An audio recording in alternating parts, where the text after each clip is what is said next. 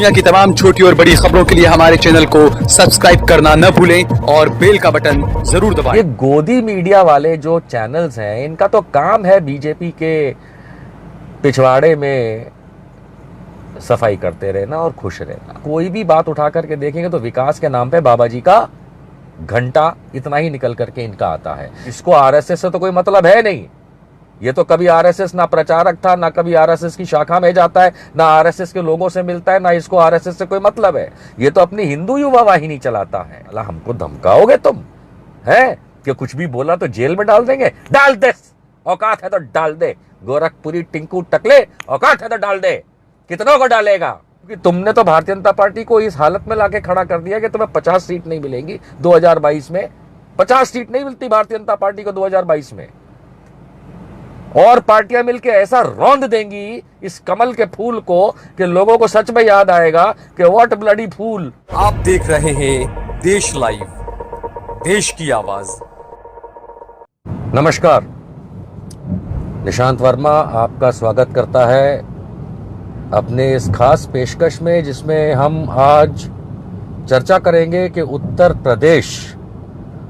प्रदेश के भाजपा के Twitter handle, Facebook page इत्यादि पे से बाकी तो ठीक, अमित शाह तो ठीक, नड्डा तो ठीक, लेकिन महामानव कहलाए जाने वाले मोदी तक की फोटो गायब हो गई। मोदी, शाह, नड्डा और राजनाथ ने छोड़ा योगी का हाथ और हो गई उत्तर प्रदेश में भाजपा अनाथ। क्या योगी आदित्यनाथ गुल खिला पाएंगे? आइए समझने की कोशिश करते हैं कि योगी आदित्यनाथ का बैकग्राउंड क्या है। हम सब जानते हैं कि भारतीय जनता पार्टी जनसंघ से निकली है। जनसंघ एक राजनीतिक पार्टी थी जो आरएसएस ने खड़ी की थी, हम सब जानते हैं। लेकिन जब जनसंघ को खत्म किया गया तो जनसंघ के बाद जो 1980 के दशक में फिर एक पार्टी बनकर के बाहर निकल के आई, जो आरएसएस की बेटी कही जा सकती है, वो है भारतीय जनता पार्टी।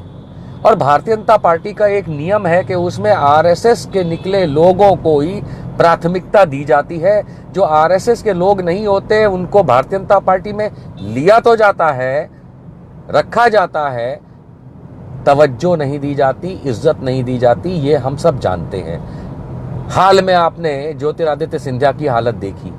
हम सब जानते हैं कि उत्तर प्रदेश में जो इस समय सूबे का मुख्यमंत्री है योगी आदित्यनाथ महाराज, जो हैं वो आरएसएस से नहीं हैं। योगी आदित्यनाथ का इतिहास हिंदू महासभा का है।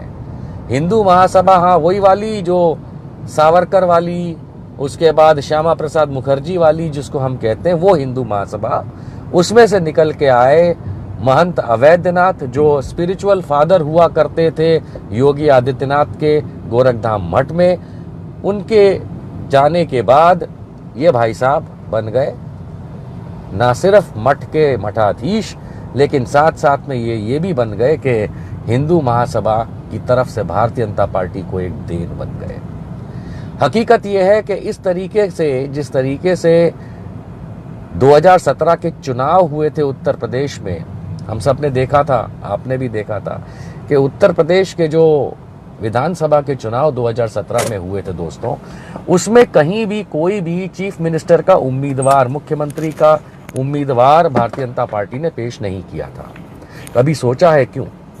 उस समय अखिलेश यादव की सरकार थी, एंटी इनकम्बेंसी का खेल खेलने की कोशिश कर रहे थे ये भाई साहब। कौन? मोदी जी। हम सब जानते हैं कि मोदी जी ने ही 2017 के विधानसभा उत्तर प्रदेश के चुनाव में परचम लहराने की कोशिश की और एक भी सीएम पद का उम्मीदवार नहीं रखा। उसका कारण ये नहीं था कि इनके पास नेता नहीं थे, इनका कारण ये था कि 2017 के विधानसभा चुनाव उत्तर प्रदेश के अंदर भारतीय जनता पार्टी के पास कुछ जरूरत से ज्यादा नेता थे। उत्तर प्रदेश के पूर्व मुख्यमंत्री और भारतीय जनता पार्टी के, अखिल भारतीय जनता पार्टी के प्रेसिडेंट रहे राजनाथ सिंह उत्तर प्रदेश से, मनोज सिन्हा उत्तर प्रदेश थे, और ऐसे कई लोग जो उत्तर प्रदेश से सीएम पद के दावेदार हो सकते थे। लेकिन जब चुनाव आया तो जो आप लोगों को नहीं दिखा वो था भारतीय जनता पार्टी के अंदर की गुटबाजी। भारतीय जनता पार्टी के अंदर भी बहुत ज्यादा गुटबाजी है। आप लोग ये कतई ना सोचे कि उत्तर प्रदेश हो या कोई भी राज्य हो या केंद्र में जो भारतीय जनता पार्टी है उसमें गुटबाजी नहीं है। बहुत सारी गुटबाजी है, बहुत सारी। इस गुटबाजी के चलते उस समय अमित शाह ने डिसाइड किया 2017 में कि भैया हम कोई भी मुख्यमंत्री का दावेदार नहीं रखेंगे, सिर्फ लड़ेंगे, अगर जीत गए तब देखा जाएगा।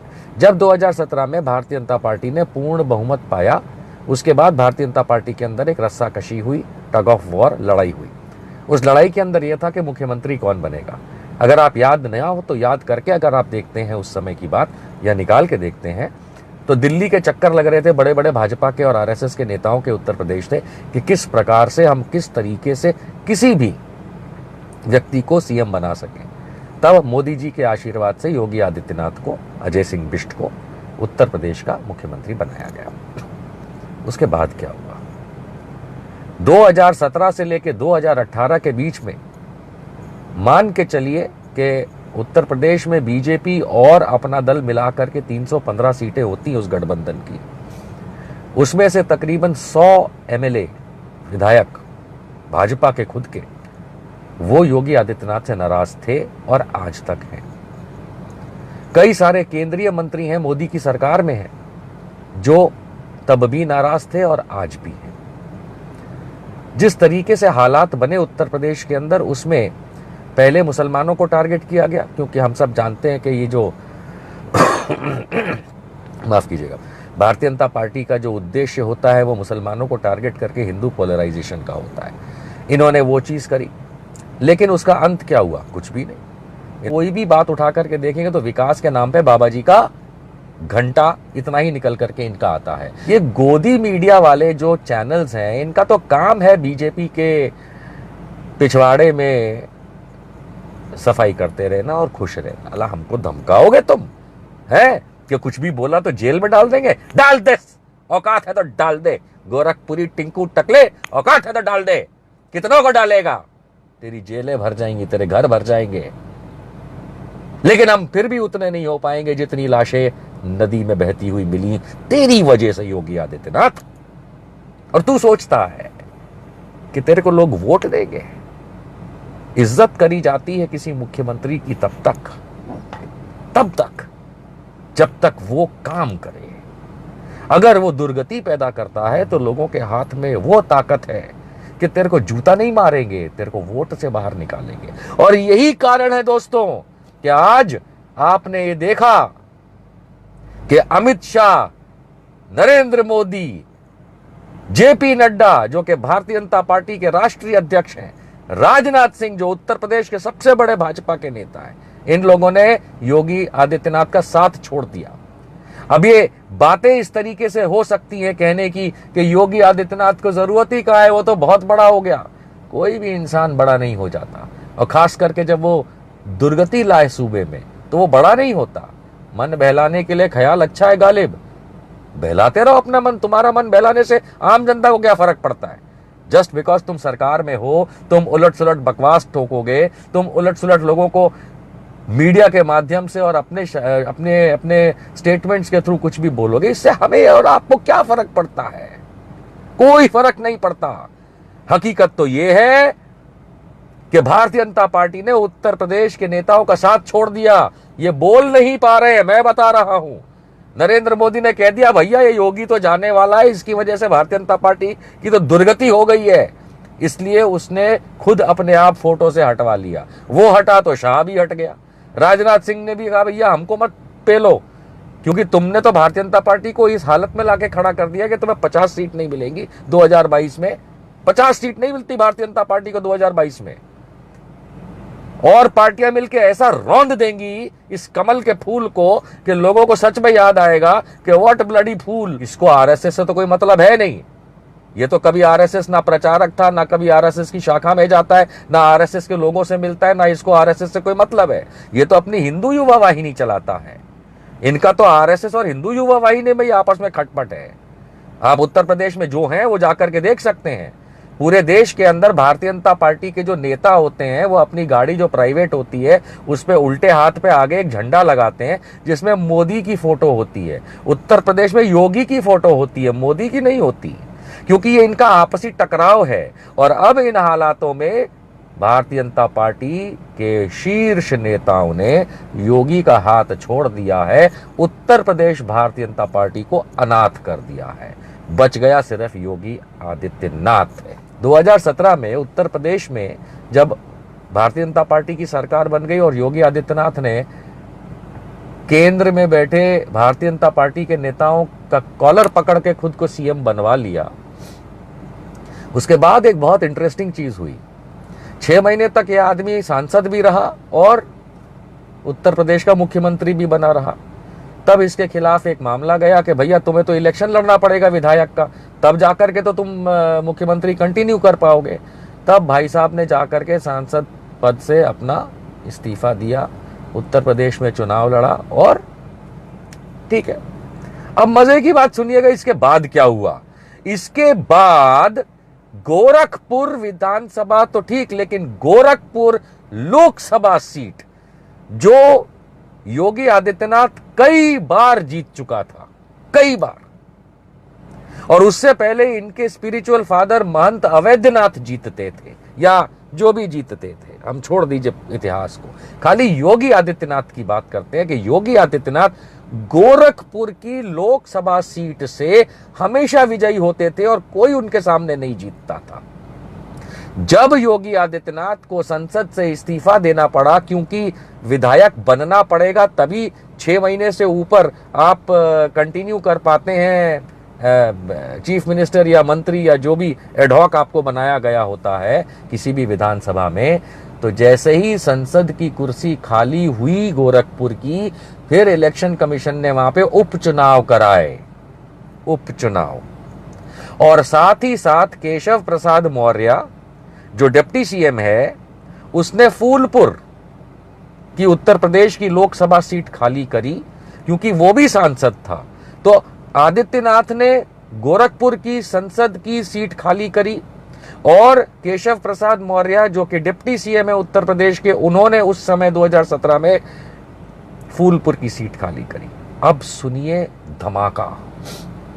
जब चुनाव आयोग ने उस पे उपचुनाव कराए लोकसभा के, तो फूलपुर जो कि केशव प्रसाद मौर्य की सीट थी, वो तो भाजपा हारी ही हारी।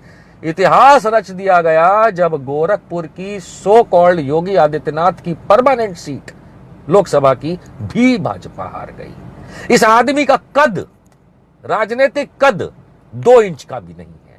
अगर इसका राजनीतिक कद 2 इंच का भी होता तो 2017 के उपचुनाव में, लोकसभा के उपचुनाव में गोरखपुर की सीट कैसे हार जाती भाजपा। इसका मतलब यह होता है, ध्यान से समझने की कोशिश करिए कि योगी आदित्यनाथ का राजनीतिक कद 2 इंच का भी नहीं है। ये जबरदस्ती पोस्टर बॉय बना दिए जाते हैं। जैसे नरेंद्र मोदी हैं, बनारस की सीट जीते थे, दोबारा लड़े, दोबारा जीते, ठीक है, उनका कद है इस मामले में अगर समझा जाए।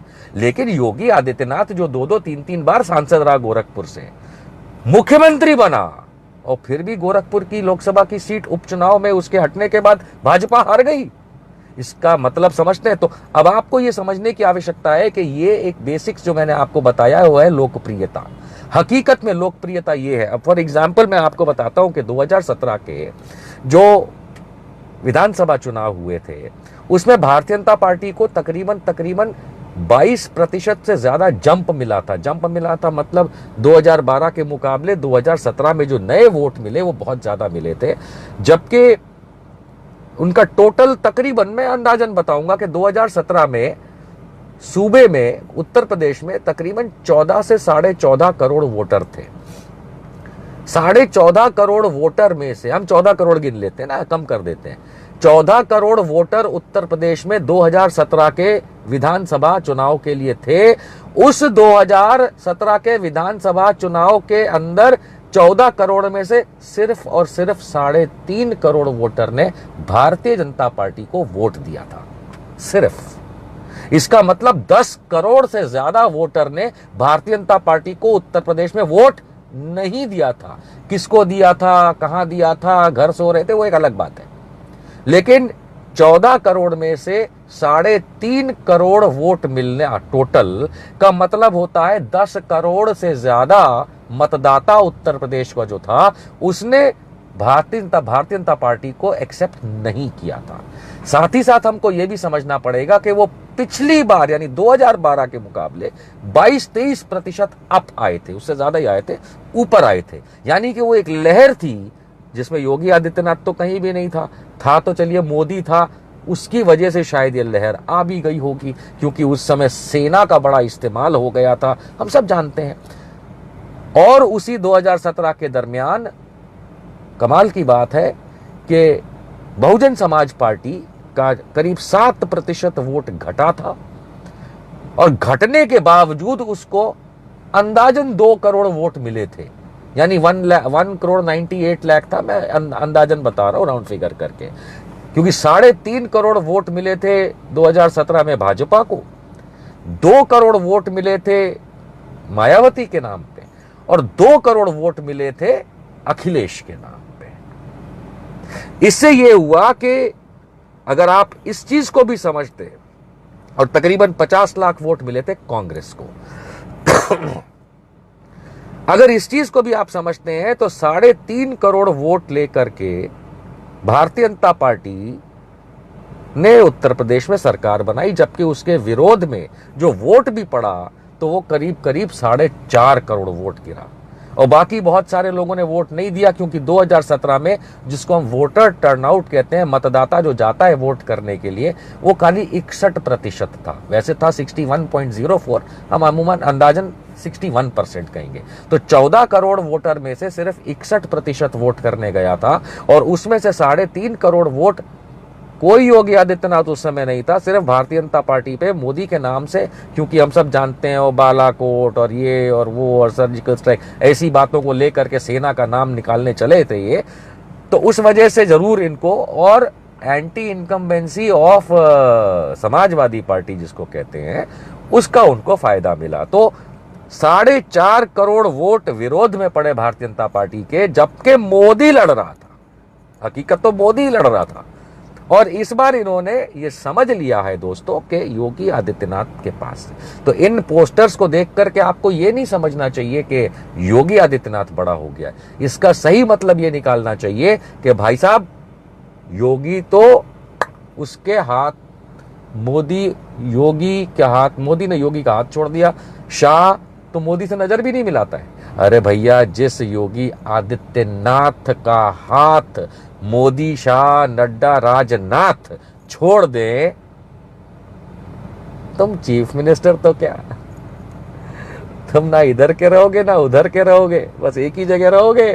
तैयार हो जाओ जेल जाने के लिए योगी आदित्यनाथ, केशव प्रसाद मौर्य और दिनेश शर्मा। तुम लोगों ने जिस तरीके से सूबे का मटिया मेट किया है, तुमको लगता है तुम बच जाओगे? मेरे ख्याल से तो साइकिल आ रही है।